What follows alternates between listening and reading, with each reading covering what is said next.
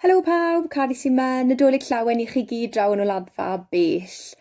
Mor falch bod fi'n gallu recordio'r neges yma i dymuno Nadolig Llawen i chi gyd a blwyddyn newydd dda. Dwi eisiau dechrau gan ddweud llongyfarchiadau enfawr i Rebecca White am ymddeol.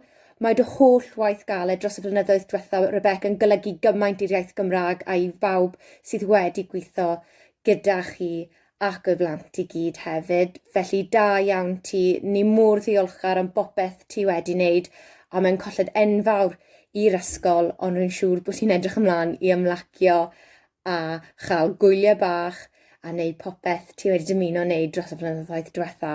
Ond o'n i eisiau gweud yn bersonol diolch yn fawr iawn am bopeth ti wedi wneud.